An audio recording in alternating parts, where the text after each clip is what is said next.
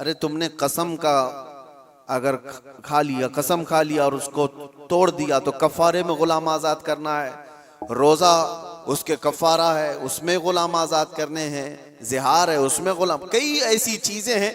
गलती तुम कर रहे हो लेकिन गुलाम को आजाद करना है। कोई अपने आप को दादा कहे, बाबा कहे, कोई अपने आप को सुपर पावर कहे और उसके बाद फिर दूसरों को मनवाने की बात कहे कि मेरी हर बात तुम्हें माननी पड़ेगी। दूसरा नहीं मानेगा, अगर आंख भी दिखाया तो फिर जंग हो जाएगी। अगर वो कमजोर है, गरीब है, तो फिर जंग हो जाएगी। लेकिन यहां पर भी मकसद जंग का यही है। पूरी दुनिया में तन्हा इस्लाम के मुतालिक मैं आपको बताऊं, इस्लाम में जो जंगें हुई, गज़वात हुए सहाबा के और दूसरों के दरमियान, वहां क्या मकसद रहा, क्या रीजन रहा। हजरत रबिया बिन आमिर रदी अल्लाह तआला अन्हु हुजूर सल्लल्लाहु तआला अलैहि वसल्लम के तर्जुमान हैं, एम्बेसडर हैं। जब वो ईरान में गए थे वहां के बादशाह के पास पैगाम लेकर इस्लाम का, तो आपसे पूछा गया था कि आप लोग क्यों ये पैगाम पहुंचाना चाहते हैं हर जगह और क्यों लड़ना चाहते हो या मुकाबला करना चाहते हो। आपने कहा हमारे आका सल्लल्लाहु तआला अलैहि वसल्लम का फरमान आलीशान है, ला ततमन्नौ लिक़ा अदुविकुम, दुश्मन से मुठभेड़ होने की, जंग करने की तमन्ना भी मत करो, जंग करने की ख्वाहिश मत रखो। लेकिन हम पैगाम अमन और पैगाम इस्लाम फैलाते हैं, इसलिए अब रीजन सुनो, सबब सुनो, इस्लाम किस लिए फैला। हजरत रबिया बिन आमिर कहते हैं कि हमारा सिर्फ एक मकसद है कि इंसानों को इंसानों की गुलामी से निकालकर खालिक की आप बंदगी में लगा दें, अल्लाह की बंदगी में और उसकी इबादत में लगा दें। हमारा मकसद ये है इंसान इंसान का गुलाम ना रहे। हर दौर में यही चलता आ रहा है। और आप शुरू के दिनों में जो गुलामों के मामलात इस्लाम के मसाइल में भी अगर पढ़ते हैं तो यूं नहीं है कि इस्लाम ने गुलामी को बढ़ावा दिया है, बल्कि इस्लाम धीरे धीरे धीरे गुलामी को खत्म कर दिया।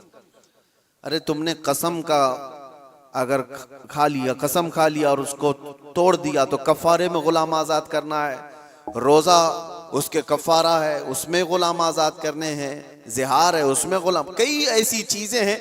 गलती तुम कर रहे हो लेकिन गुलाम को आजाद करना है। ये सिस्टम क्यों बनाया गया था?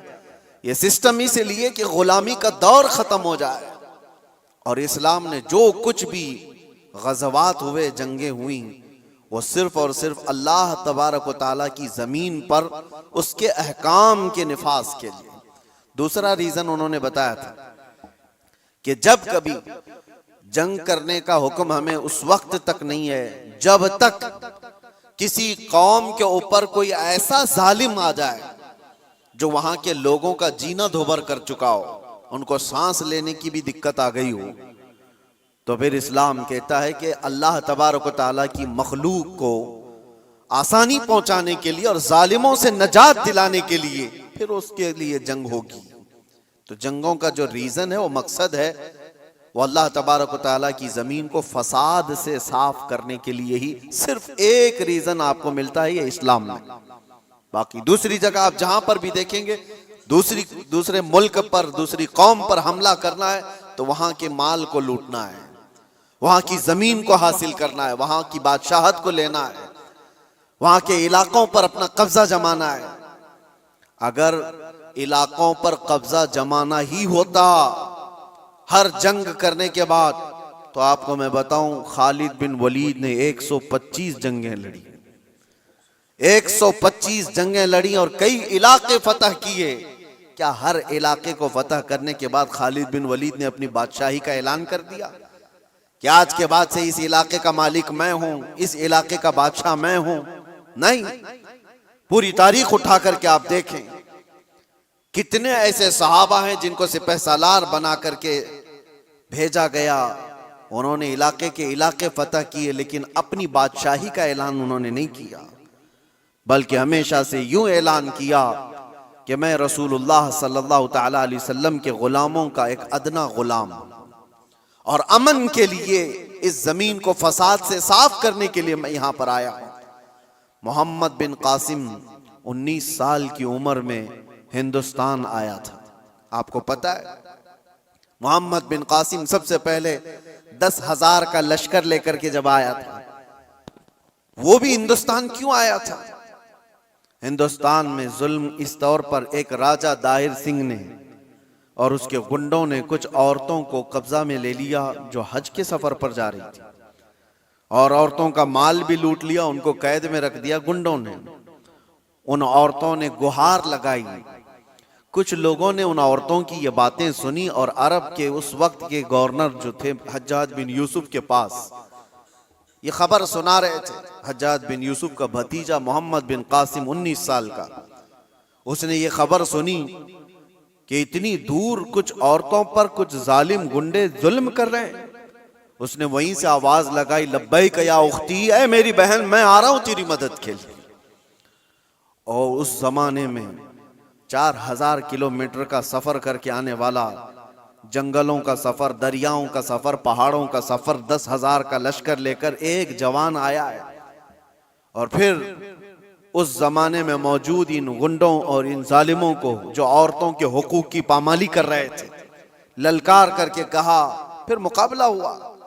3 दिन तक ये लड़ाई चली थी। उसके बाद वो सारे गिरफ्तार हुए और राजा की भी गद्दी चली गई, तख्त चला गया, सब खत्म हो गया। एक 19 साला लड़के ने अमन का परचम लहराया था। लेकिन रीजन क्या था, मकसद क्या था? जुल्म से इलाके को साफ करना। और उसके बाद एक बड़े पंडित हैं इलाहाबाद यूनिवर्सिटी के, वो रिसर्च स्कॉलर भी रहे, और लिखी हुई उस मौर्रिख की किताब में से आपको मैं बताऊं, मुसलमानों की लिखी हुई तारीख की बात नहीं कर रहा, पंडित ने लिखा है, हिंदू पंडित हैं, उन्होंने लिखा कि मोहम्मद बिन कासिम जब आया तो उसने साफ ऐलान किया था, इस इलाके में रहने वाले जिसको जिस चीज पर अमल करना है वह आजाद है, कोई मेरा नौकर नहीं है, कोई मेरा गुलाम नहीं है। और अदल ऐसा कायम किया था कि पूरे इलाके वालों ने अपने सर आंखों पर उसको बिठा रखा था, 19 साल के जवान को, क्योंकि लोग राजाओं के जुल्म से तंग आ चुके थे। देखा था उन्होंने किस तरह से किसी की भी औरत को उठा करके अपने हरम सरा की जीनत बना दिया करते थे। लेकिन एक 19 साला जवान जब आया तो उसने अदल व इंसाफ ऐसा कायम करके दिखाया था, हर एक ने अपनी बाहें फैला करके उसका इस्तकबाल किया था। ये हिंदू पंडित की किताब में लिखा हुआ मौजूद है, अपने नहीं दूसरों ने इस अदल और इंसाफ के मुतालिक लिखा है। इस्लाम का रीजन ये रहा है मेरे अजीजों, दुनिया 1000 प्रोपेगेंडा फैलाए आज, तारीख के ऊपर तुम कितने धब्बे डाल करके छुपाओगे। अगर पीछे जाओ अरब की जाहिलियत में अगर जंगें देखेंगे आप, अल्लाह की पनाह, जो मशहूर जंगें हैं वहां की, हर बसूस एक नाम से जंग हुई जो 40 साल तक चलती रही। बनी बकर और बनी तगलब ये 2 कबीले थे। इन कबीलों में हुआ क्या था, बनी बकर की ऊंटनी बनी तगलब के चरागाह में आ गई थी, ऊंटनी चरने के लिए आ गई गलती से, इस पर जंग शुरू हुई और 40 साल चली थी। कैसी जंग हुई थी दोनों कबीलों में? जब तक दोनों कबीलों के लोग खत्म ना हो गए, दोनों कबीलों की ऊंटनियां और घोड़े मर नहीं गए, तब तक ये जंग चलती रही। उसके अलावा और भी जंगें हैं। औस और खजरज की लड़ाई 120 साल तक चली थी। ये सिर्फ और सिर्फ गुरूर और तकब्बुर की बुनियाद पर चली हुई जंगें हैं। इलाके के इलाके उन्होंने खत्म कर दिए थे, नस्लें खत्म हो गई थी। नबी पाक सल्लल्लाहु ताला अलैहि वसल्लम के मदीने तैयबा आने तक औस और खजरज की लड़ाई चल रही थी। और अगर आप ये कहें ये अरबों की जिहालत और इनकी निहायत ही बदमाशी का हाल होगा, तो ऐसा नहीं है मेरे अजीजों। उस जमाने में ईरान का भी वही हाल था, रोम का भी वही हाल था। जब ये किसी इलाके पर काबिज होते, आपको पता है कि एक ईरानी बादशाह ने फिलिस्तीन पर हमला किया था तो 1,40,000 फिलिस्तीनियों को ज़बह कर दिया था।